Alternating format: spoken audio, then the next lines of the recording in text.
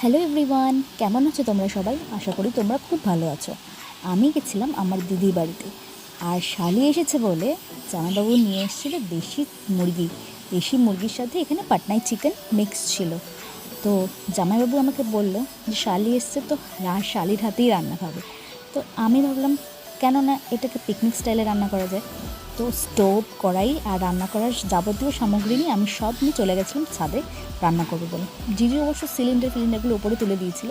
তো দেখো, প্রথমে সর্ষের তেলটা গরম করে প্রথমে আলুগুলো আমি দিয়ে দিব, যাতে আলুগুলোটা ভালো করে ভাজা হয়ে যায়। আর মাংসের ঝোলের সাথে যদি আলু পড়ে তাহলে তো তার টেস্টটা দ্বিগুণ বেড়ে যায়। দেখো, এখানে আলুটা ভাজার জন্য নুন আর হলুদ দিয়ে দিয়েছি। আলুটা যতক্ষণ না লাল লাল হবে ততক্ষণ এটাকে ভাজতে হবে। আর স্টোভের আঁচটাকে আমি একদমই লো ফ্লেমে রেখেছিলাম, যাতে কোনো রকমভাবে এটা পুড়ে না যায়। দেখো, লাল লাল করে ভাজা হয়ে গেছে। তারপরে সব আলুগুলো আমি আস্তে আস্তে তুলে দিলাম।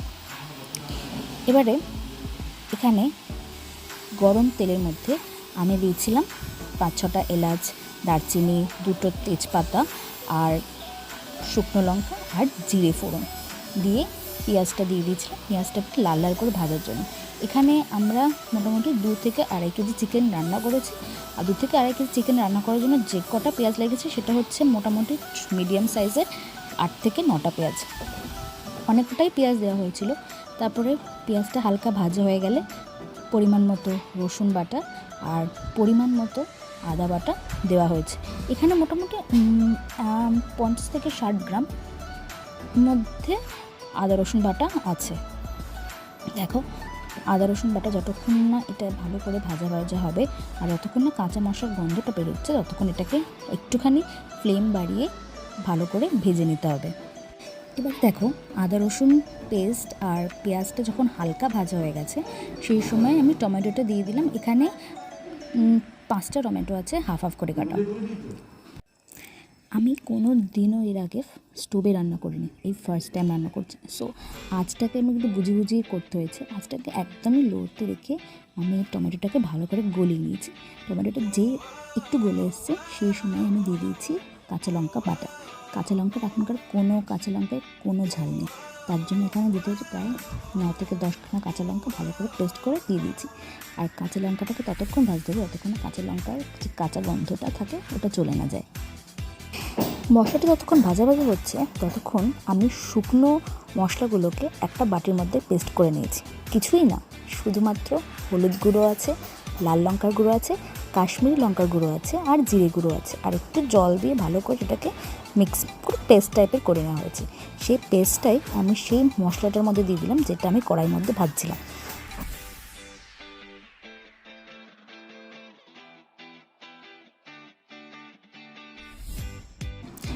এবারে মশলাটা দিয়ে সব মশলা মিক্স হয়ে গেল। এবারে মশলাটা ভালো করে কষতে হবে যতক্ষণ না মশলা থেকে অল্প অল্প তেল বেরিয়ে আসবে। দেখো, এই সময় আমি এখানে চিনি দিয়ে দিয়েছিলাম স্বাদ মতো, যার যেরকম পরিমাণ। একটুখানি নোনতা রান্নায় যদি একটু মিষ্টি দেওয়া যায় তার নুনের টেস্টটা ব্যালেন্স হয়ে যায়। তো চিনি দিয়ে দিয়েছি। চিনি দেওয়ার পরে আমি এখানে যে ম্যারিনেট করা চিকেনটা ছিল, দেশি মুরগি আর পাটনাই মুরগিটা, সেটা আমি দিয়ে দিলাম। কিছু দিয়ে মিক্স করা নেই, জাস্ট নুন আর অল্প হলুদ দিয়ে, পরিমাণ মতো নুন আর পরিমাণ মতো হলুদ দিয়ে মিক্স করা ছিল, ম্যারিনেট করা ছিল প্রায় 30 থেকে 35 মিনিট মতো। তারপরে সব চিকেনগুলো আমি এখানে মশলার মধ্যে দিয়ে দিয়েছি। এবার এটাকে ভালো করে কষাতে হবে, ভালো করে কষিয়ে নিতে হবে যতক্ষণ এটা থেকে একটু একটু জল বেরিয়ে আসছে। আর আগে যেহেতু আমি কখনো দেশি মুরগি রান্না করিনি, তো আমাকে আমার দিদি বলেছিল যে দেশি মুরগি রান্না করতে কিন্তু অনেকটা টাইম লাগে। দিদি যেহেতু এখানে থাকে, তো এর আগেও 2 থেকে 3 বার ও দেশি মুরগি রান্না করেছে। আমি যেহেতু ফার্স্ট টাইম করছি, তো আমি ভাবলাম সবার অ্যাডভাইস শুনেই রান্নাটা করি। দেখো, কষাতে প্রায় আমি এখানে 10 মিনিট মতো হাতে ব্যথা করে আমি কষিয়েছি। কষানোর পরে দেখো, এখান থেকে অল্প অল্প মাংস থেকে জল বেরিয়ে আসছে। তো আমি এখানে ভাজা করা আলু যেটা করে রেখেছিলাম আগে থেকে সেটাও দিয়ে দিলাম, কেন কি আমি ভাবলাম আলুটাও সিদ্ধ হয়ে যাবে, মাংসটাও সিদ্ধ হয়ে যাবে। তো আলুটা দিয়ে ভালো করে এটাকে মিক্স করে নিচ্ছি মশলার সাথে, যাতে আলুর ভেতরেও চিকেনের গন্ধটা ভালো করে ঢুকে যায়। তো ভালো করে কষিয়ে নিচ্ছি যতক্ষণ এটা থেকে আরেকটু জল বেরোবে, তারপরে আমি এখানে জল দিয়ে দেবো। এই সময়ে চিকেন থেকে যা সুন্দর গন্ধ বেরোচ্ছিল না, কাশ আমি তোমাদের অবধি পৌঁছাতে পারতাম গন্ধটা। তারপরে দেখো ঘরেলু জোগাড় বললাম যে এখানে সেই বোতল থেকে ঠান্ডা জল দিয়ে দেওয়া হচ্ছে, যেহেতু গরম জলের কোনো ব্যবস্থা আমি এখনও করতে পারিনি, তাই আমি ঠান্ডা জলই দিয়েছি। আর ভালো করে ঠান্ডা জলের সাথে চিকেনটাকে ভালো করে মিক্স করে নেব, আর এটাকে আমি ওয়েট করব কিছুক্ষণ সিদ্ধ করার জন্য। আর যেহেতু দেশি চিকেন রান্না করতে অনেকটা সময় লাগে, তার জন্য আমি ভাবলাম এটাকে ঢাকা দিয়ে দেবো। আমি এখানে দেখো ডান হাতে রান্না করেছি আর বাঁ হাতে ক্যামেরা করেছি, তার জন্য ঢাকা দেওয়াটা প্রপারলি আমি তোমাদের কাছে শো করতে পারলাম না, কেন কি একটু অসুবিধা হয় না, বাঁ হাতে যেহেতু আমি ক্যামেরা ধরেছিলাম, মানে ফোনটা ধরেছিলাম, যেহেতু ফোনে ক্যামেরা শ্যুট করেছি, তো ঢাকনা দেওয়াটা তোমাদের কাছে ঠিক করে দেখাতে পারলাম, ভেরি সরি ফর দ্যাট। দেখো এখানে জলটা হালকা হালকা গরম হচ্ছে, মানে মাংসটা অলমোস্ট সিদ্ধ হবে। তো আমি এখানে ঢাকা দিয়ে রেখেছিলাম প্রায় 20 মিনিট মতো। 20 মিনিট পর ঢাকা দেওয়ার পর একটু দেখলাম জলটা একটু টেনে এসছে, আর আমি একটুখানি খুন্তি দিয়ে টিপে দেখেছিলাম যে মাংসটা হালকা বয়েলও হয়ে গেছে। এই সময় দেখো আমি ধনেপাতা দিয়ে দিয়েছি, আর দিয়ে দিয়েছি গরম মশলা গুঁড়ো, শাহি গরম মশলা গুঁড়ো, আর দিয়েছিলাম ঘি। ঘি দিলে তো টেস্টটা অন্যরকম হয়। তারপরে আরও 10 থেকে 15 মিনিট ঢাকা দিয়ে রেখেছিলাম। দেখো ঢাকা দেওয়ার পর ঢাকাটা যখন খুলেছি, ধনেপাতাগুলো সব মিক্সই হয়ে গেছে, কিছু বোঝাই যাচ্ছে না। পুরো রান্নাতে ধনেপাতাটা এত সুন্দরভাবে মিক্স হয়ে গেছিলো, গন্ধটাও এত সুন্দর আসছিল না। তো আমি ভাবলাম আমি আরেকটু উপর থেকে ধনেপাতা দেবো, যাতে আমার মুখে আমি যখন খাবো তখন যেন ধনেপাতাগুলো পড়ে। তো আমি ভালো করে ধনেপাতা দিয়ে দিয়েছিলাম উপর থেকে, আরও স্প্রেড করে দিয়ে তারপরে নামিয়েছিলাম। লুকটা কীরকম এসেছে ভালো? এই দেখো এবারে হচ্ছে খাওয়ার টাইম। সবার পাতে আমি ভাত দিয়ে দিলাম। ভাতটা একটু বেশি বয়েল করা হয়েছিল, যেহেতু এটা নিচে রান্নাঘরে করা হয়েছে।